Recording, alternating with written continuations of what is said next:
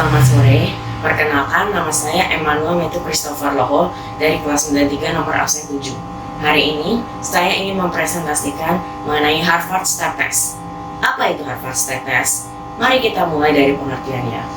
Harvard Stat Test merupakan suatu tes pengukuran kebugaran jasmani dengan cara mengukur kapasitas jantung dan paru serta mengukur kemampuan adaptasi tubuh terhadap kerja berat dengan cara naik turun bangku selama 5 menit penuh dengan irama konstan, lalu kemudian mengukur denyut nadi dalam 3 periode berbeda setelah 5 menit menaik turun bangku, dan terakhir mengkalkulasikan indeks kesegaran jasmaninya dan kemudian dibandingkan dengan tabel kesegaran jasmani menurut Broha.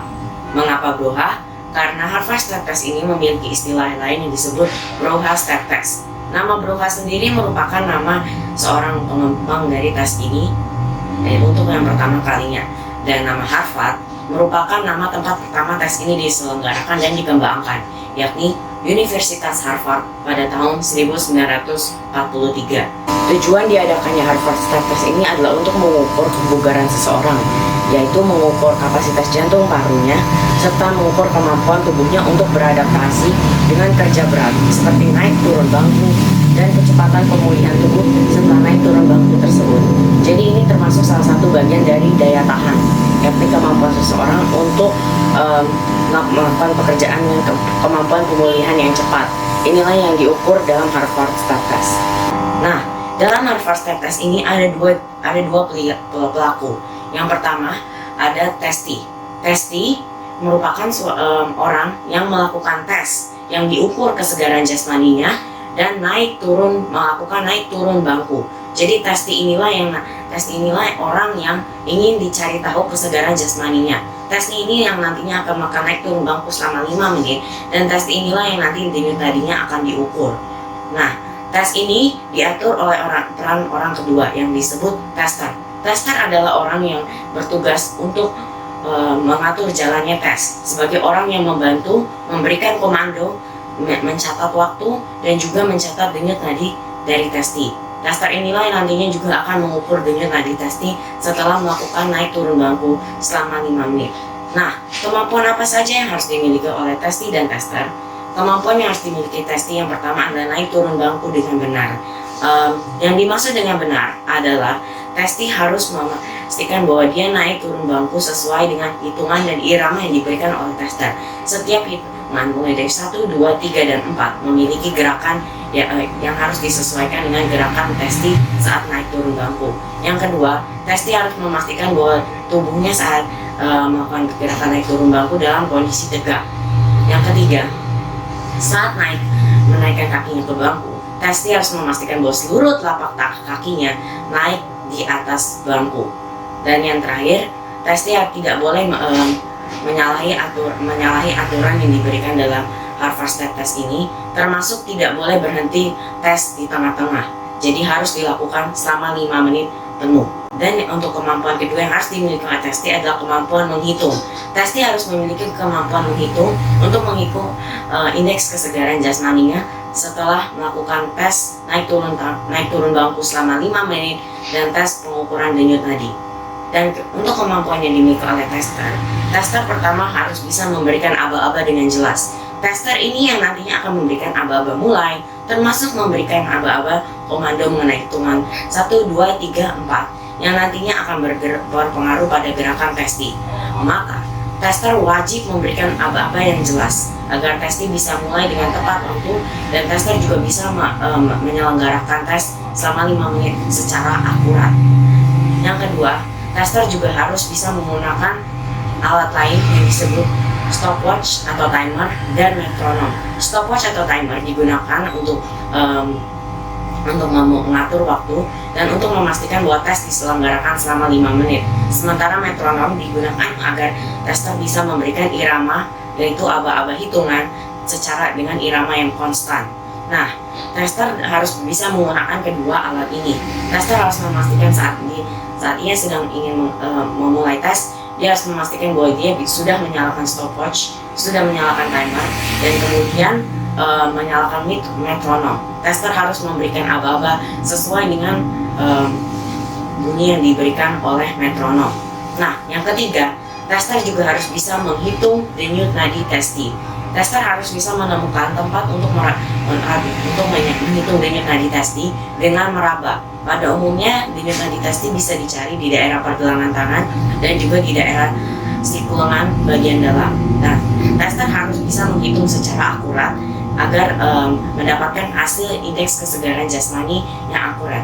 Terakhir, tester harus bisa mencatat hasilnya secara akurat. Hasil harus dicatat secara akurat agar bisa memperoleh kalkulasi yang tepat saat menghitung indeks kesegaran jasmani.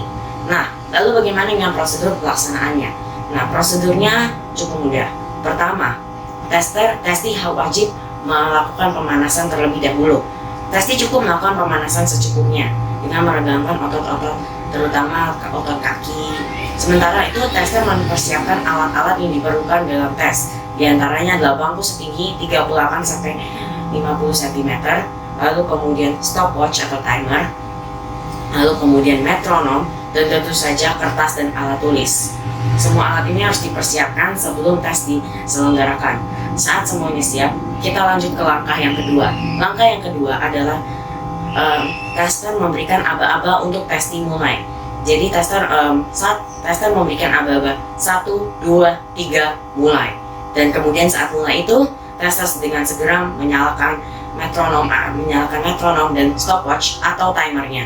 Lalu kemudian tester segera memberikan aba-aba hitungan untuk testing untuk mulai melakukan naik turun bangku. Langkah ketiga, testi melakukan naik turun bangku selama 5 menit dengan hitungan yang dikomandoi oleh tester. Tester harus memastikan bahwa tester memberikan komando hitungan sesuai dengan irama dari metronom. Tidak boleh terlalu cepat dan tidak boleh terlalu lambat. Untuk hitungan dan gerakannya adalah sebagai berikut. Hitungan pertama, testi menaikkan salah satu kakinya ke atas bangku.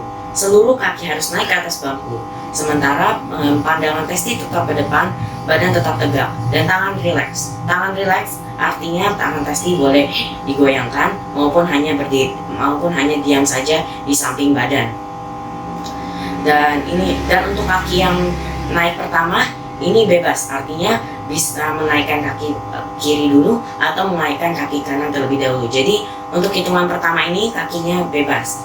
Hitungan kedua, kaki yang lainnya yang masih berada di bawah ikut dinaikkan ke atas bangku.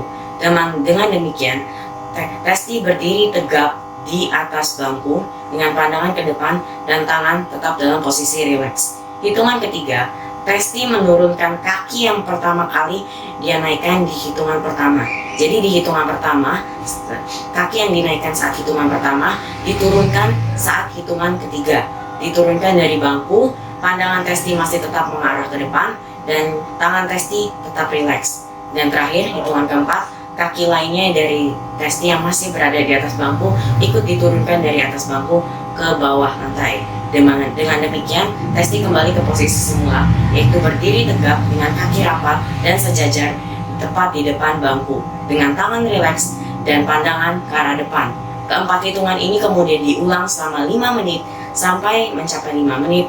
Tester mematikan stopwatch, metronom, dan timer, lalu kemudian memberikan aba-aba pada testi untuk berhenti naik turun bangku. Lalu kemudian lanjut ke langkah yang berikutnya. Testi duduk dengan rileks di bangku dan berhenti naik turun bangku. Lalu kemudian tester segera mencari titik denyut nadi testi. Denyut nadi testi sekali lagi bisa ditemukan berada di pergelangan tangan maupun di siku lengan bagian dalam. Tester harus memastikan bahwa denyut nadi testi dapat dirasakan, dihitung dengan benar, dan siap untuk dihitung. Nah, menit ke-6, artinya 1 menit setelah tes berakhir, tester mulai menghitung denyut nadi testi selama 30 detik. Untuk mendapatkan hasil yang lebih optimal, disarankan tester menghitung dengan stopwatch. Jadi, saat tepat menit ke-6, tepat 1 menit setelah tes berakhir, tester menyalakan stopwatch dan kemudian menghitung denyut nadi testi selama 30 detik. Dan kemudian setelah selesai, tester mematikan stopwatch dan kemudian mencatat denyut nadi testi. Untuk 30 detik setelah selesai, tester berhenti menghitung denyut nadi testi tidak dihitung.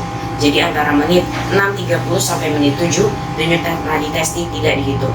Nah, Untuk berikutnya, menit ke-7, yaitu tepat 2 menit setelah tes naik turun bangku berakhir, tester segera kembali menghitung denyut nadi testing dengan menyalakan stopwatch terlebih dahulu, lalu kemudian meraba bagian siku lengan atau pergelangan tangan testi, dan kemudian menghitung kembali denyut nadinya selama 30 detik sampai menit 7 dan detik ke-30. Dan kemudian tester kembali mematikan stopwatch dan mencatat denyut nadi testi. 30 detik setelah tester berhenti menghitung denyut nadi testi di periode kedua ini, denyut nadi testi tidak dihitung. Dan terakhir, untuk penghitungan periode ketiga, yakni saat menit ke-8, tepat 3 menit setelah tes naik turun bangku selesai berakhir, dan tester kembali memegang atau meraba denyut nadi testi dan menghitung selama 30 detik. Jadi tester menghitung sampai menit ke-8 detik ke-30. Dan kemudian tester mematikan stopwatch dan kemudian mencatat kembali denyut nadi testi secara akurat. Setelah mendapatkan hasil dari pengukuran denyut nadi selama 3 periode tersebut, kemudian dihitunglah indeks kesegaran jasmani testi. Prosedur penghitungannya adalah sebagai berikut. Lama tes dalam detik.